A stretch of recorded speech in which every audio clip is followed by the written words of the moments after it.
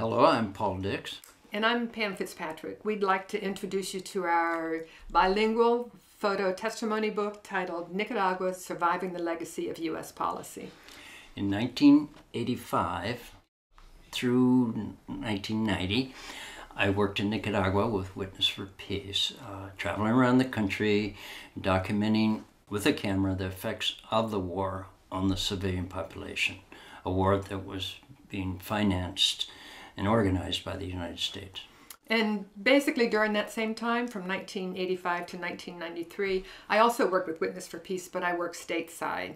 I was helping to organize media campaigns, legislative campaigns, and delegations to Nicaragua.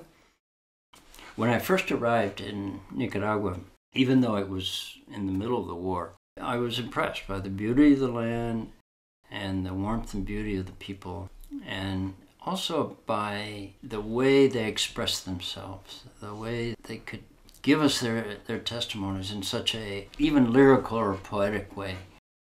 Even then, I knew I wanted to return to Nicaragua to follow up the documentation once the war was over. And I knew I wanted to include their words along with their photographs. Even though we had no idea how we were going to finance this project, I did start going through the thousands of photographs that I had taken during the war in the 80s and picked out around 100 for follow-through.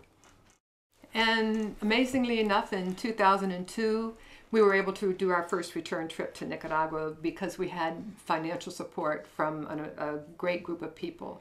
And we had incredible people to stay with in Managua, to have a home base, and then we would go out to a particular part of the country for 1 to 3 weeks by bus, usually, sometimes by boat, and we'd take a stack of these photographs from that area that Paul had taken and land in that area, and then we'd get off the bus and start searching for people. And that was quite a challenge, because with many of the pictures I did not have very good caption information.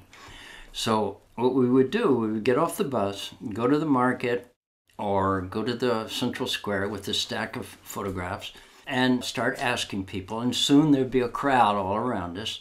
And there would be all these people with very puzzled looks on their faces, looking at these pictures. But then suddenly somebody would exclaim, "Oh, this is so-and-so."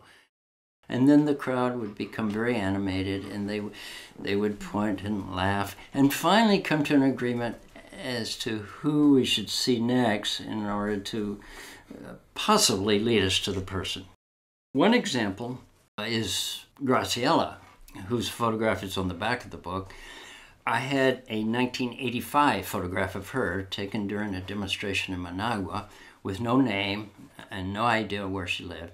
So for 15 months, we traveled around Nicaragua with her picture, asking people if they knew her or not. And the picture actually had appeared in the 80s in several publications, so people sort of recognized her.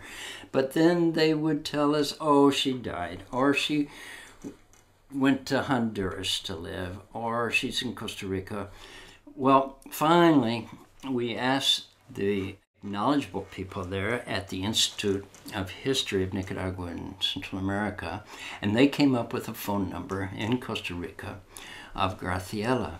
So even though it took 2 more trips to Costa Rica, we did finally locate her, and she provided a very powerful testimony for the book. And so after 4 return trips to Nicaragua, we were able to find almost everybody that was on Paul's list of 100. And when we found the people, we'd be able to get new photos that Paul would take, and then we'd get testimony, sometimes multiple visits with hours of testimony.